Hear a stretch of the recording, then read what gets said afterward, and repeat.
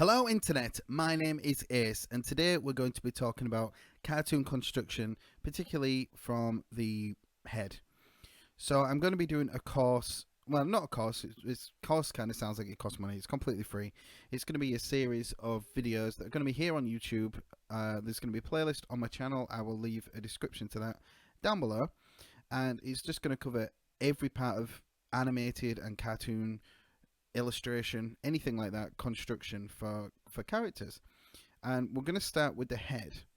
And most kind of cartoon characters are based on a spherical head. When we're talking about cartoon characters, the classic ones from like the 30s and 40s, things like Looney Tunes and the old Disney things.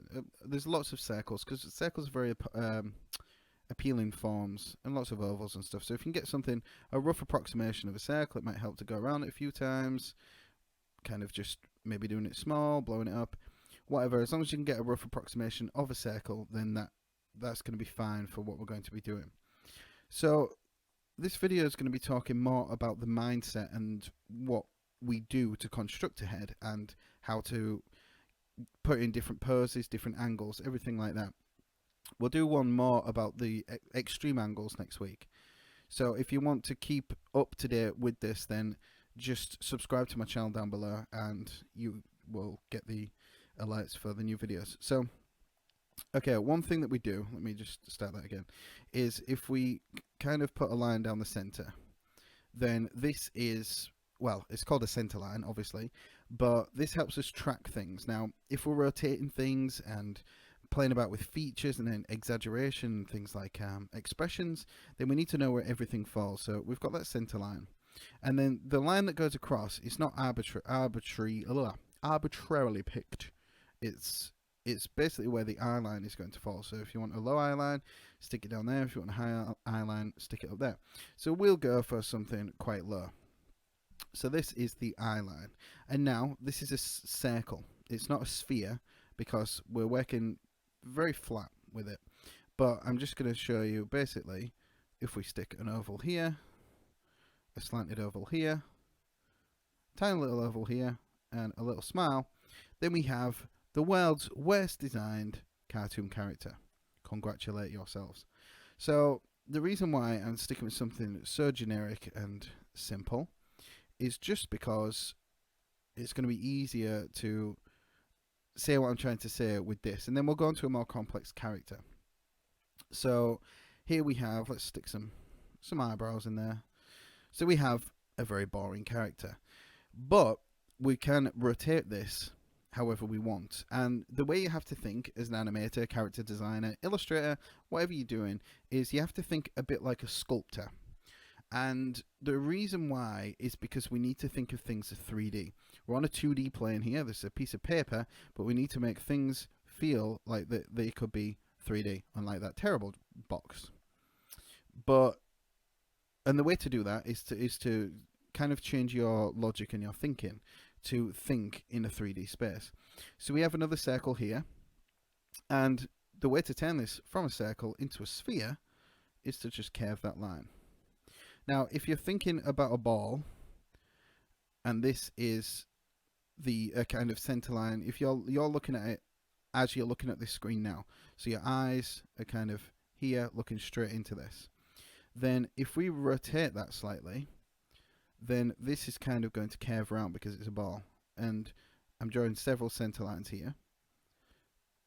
So it's going to be straight in the middle, and the further round you get, the more kind of bendy that angle is going to get. I hope that makes sense. So so what we'll do is we'll rotate this face down here. So we had quite a low center line. So if we look, it's maybe, I don't know, it's maybe a third up.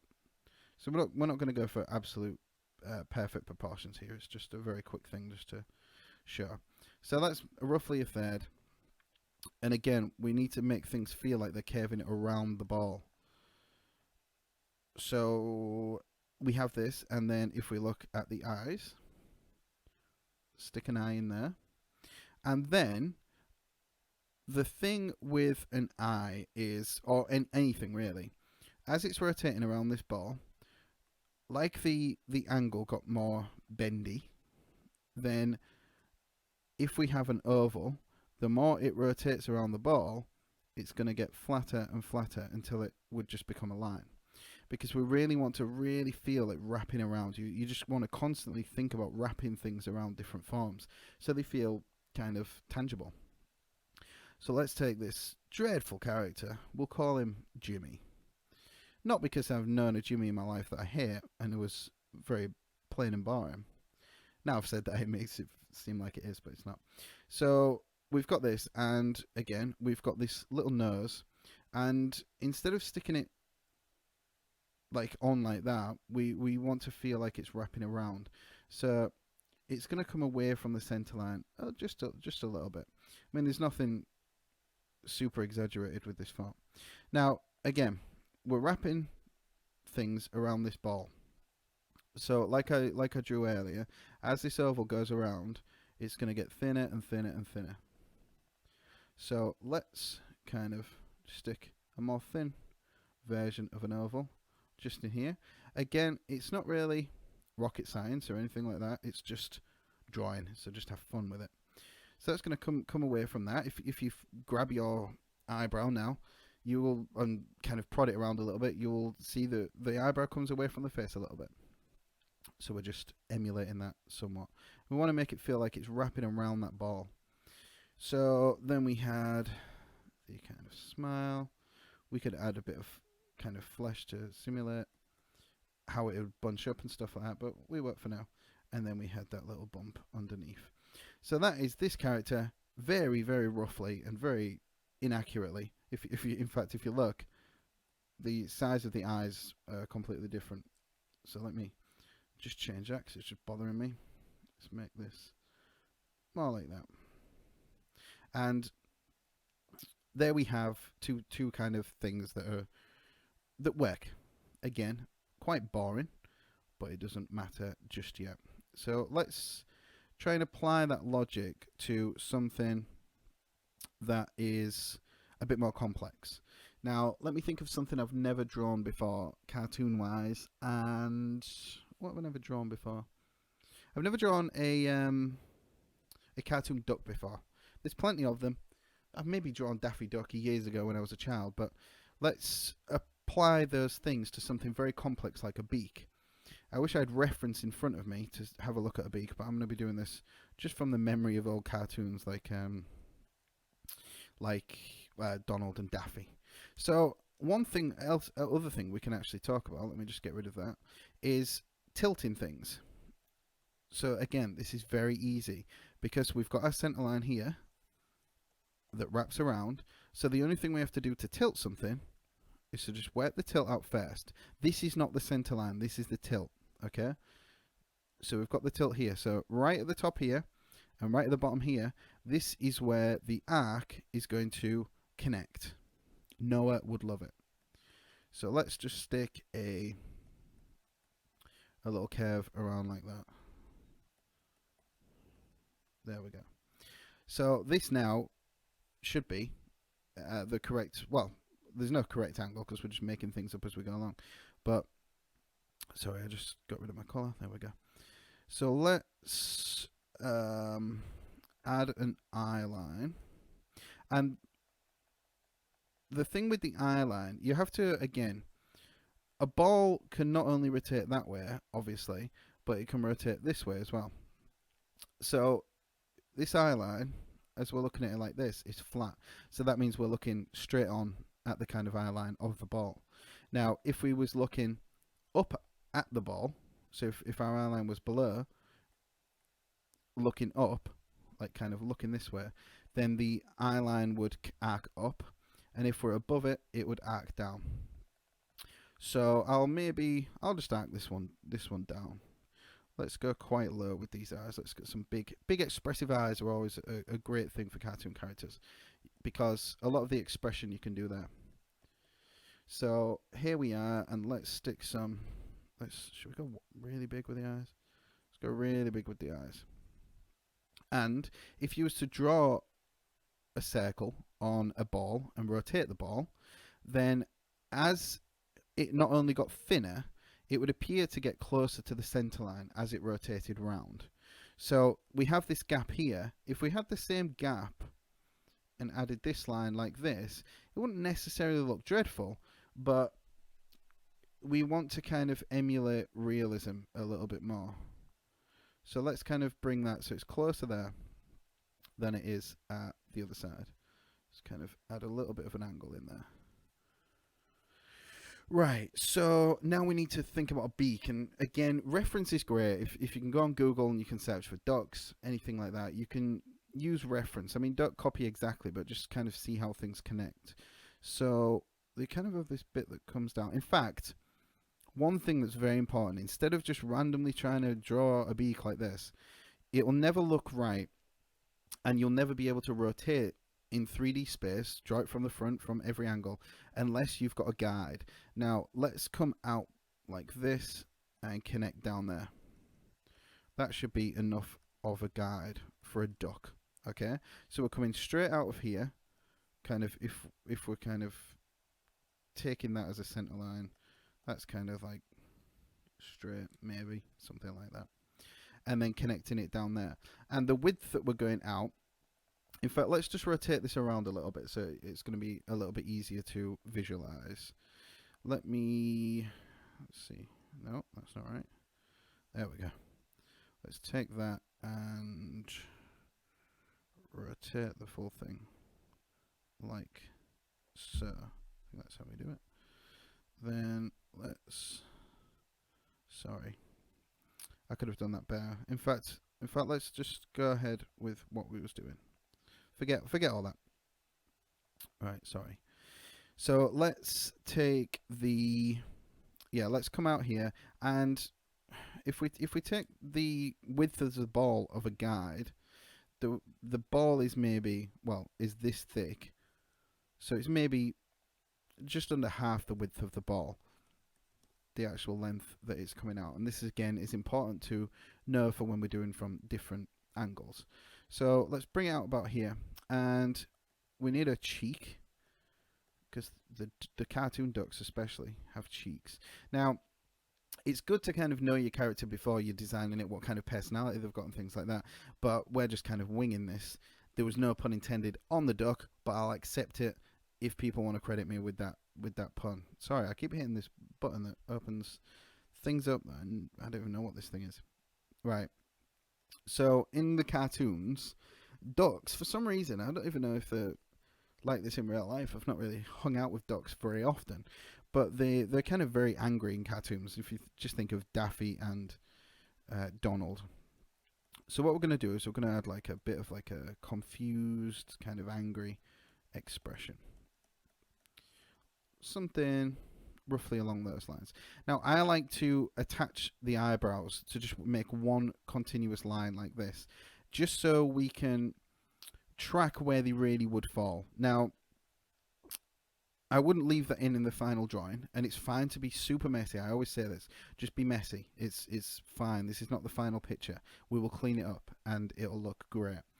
So I'm kind of having one eyebrow up, one down, kind of like The Rock used to do in wrestling, if anyone remembers that. So the people's eyebrow, there we go. And what we're doing is these little things I'm adding now, they're going to be like, if you kind of like frown and like stick your eyebrows real far down and kind of feel, just grab about, you'll feel here that all the skin and muscles kind of get quite tense and bunch up.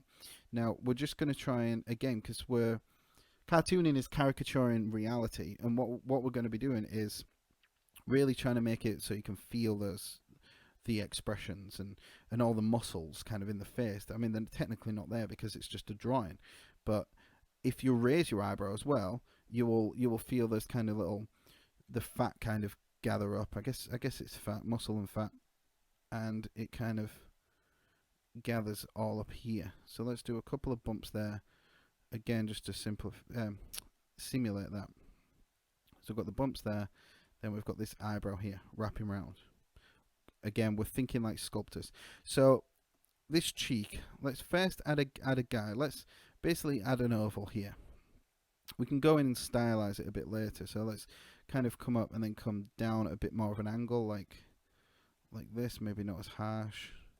Let's go around and up, and he's kind of going to be scowling a bit, so his mouth's going to come down like this. Add a bit of a tuck in like that. Then it's going to come round, up, and I'm assuming the back side of this would be higher than the... Let's kind of add a bit of an angle here. Again, I've never actually drawn a cartoon duck before, so this is kind of doing it on the fly. So this part here, you can see that it comes out, and that's just to simulate the fact that there is a lot of width to this, and the point past the center line is coming out a little bit more. Now we can maybe add a bit of a lip in there, like that, and then connect that like that. Maybe so, I'm not sure.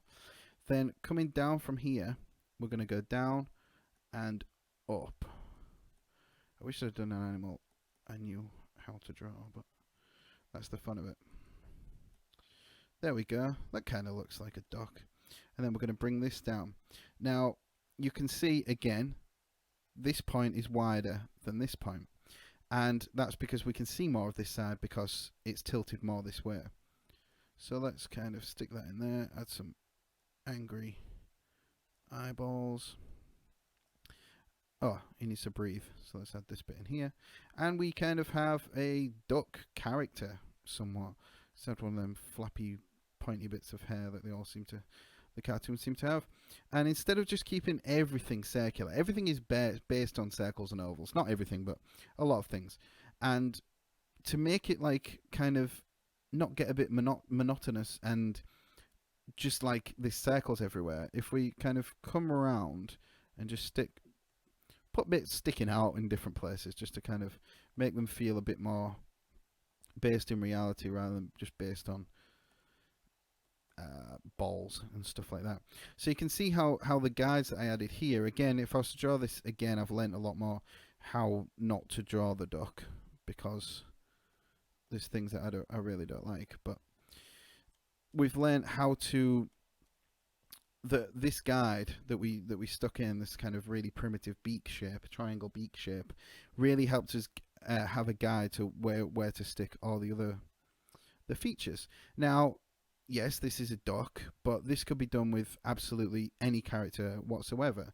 So if we take let me just shift him out of the way. Let's move him down there. There, I'll do. So if we take sorry, I'm just trying to, there we go, center everything. If we take a circle, now this can be applied to most animals. So we've got our center line, we've got our eye line, we've got a big eye, we've got a small eye. And let's just stick some eyes in there. This thing can be basically turned into anything. So instead of a duck like that, you could make it a bit maybe broader, kind of come down like this. That could easily be turned into a dog. You could have, say, a rabbit or a squirrel. If you've got the kind of nose bit here and then built this around. So you want to be coming off your objects quite a lot. If you just stick to a circle, it's just going to get really, really boring. You're not going to be able to get any great characters. So one thing I have forgotten to do on the duck, which has just reminded me, because we're coming away from the characters, we just want to really make it feel like the 3D and this is turned around. So because this comes out here, in fact this would probably come out a little bit more like this. And attach down here somewhere. And again, you could turn this into, you could turn this into a man, you could turn this into kind of a rabbit, a raccoon. I don't really know what a raccoon looks like, to be honest. So probably not. What I've just thought is, because we've got this cheek here, if we look at the duck, this is coming away from his face, so there would actually be shown, you would actually be able to see a little bit of cheek from this side. Like that. Almost certainly. Maybe not that much, but We want to really be thinking about these things. Now, like I say, it's really not, there's not rules per se, they're just kind of guidelines, because you can do anything you want and create just really interesting characters. But this is the way I approach it. This is the way a lot of the old animators used to approach it and still do today. So you can take this concept and create any character. So what we're going to do next time, which will be a week from now, and again, if you hit the subscribe button, then you'll get alerted that this next video has come out, and there's a playlist again that will be in the description below. Then we're going to be rotating these in completely wild and different angles, so you can do anything with your characters. We'll work on different characters next time. Instead of a duck, we'll work on, I don't know, a rabbit or anything like that. And in fact, one last thing I will do very quickly, just very rough and very quickly, is instead of basing things off a circle, we can in fact base them off ovals to get the same effect. So I'm going to draw the same character as an oval, or a rough approximation of him. So we've got the big eyes like this, and then we came across and came about halfway extended out and connected down. Then came down, and we added the cheek like this. In fact, from memory, I feel like Daffy's more of an oval than a circle, but I'm not quite sure. So let's connect this down, and then this bit kind of came out a little bit like that. Let's go back up, down, because there's some form here, so like 3D element there that we want to really capture.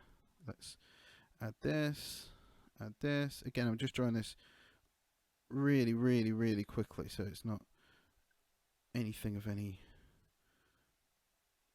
great work of art or anything like that. But you can see how we can create the same character, but as an oval, to kind of give us just a little bit of a different feel. See how that works.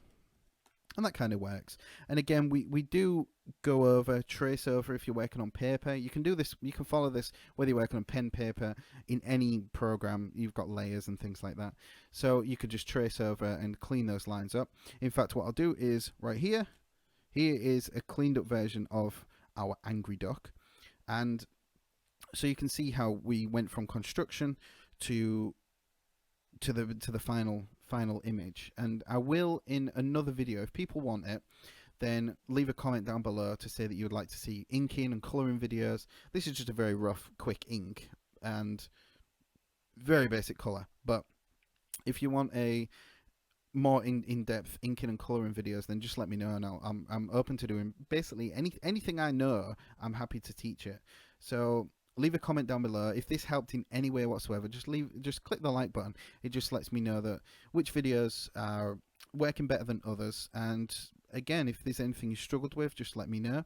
Next week we're going to be covering the head from different, more extreme angles, and we're then going to move on to the body. We're going to talk about line of action. We're going to talk about posing your characters. We're going to talk about all these great things that go from not being able to make characters and pose characters into hopefully being able to do anything that's in your head to create it on paper. So have a great week. I'll see you next week. Click on my channel, click subscribe, go have a look around at the other videos, and I'll see you next time. So take care. Bye.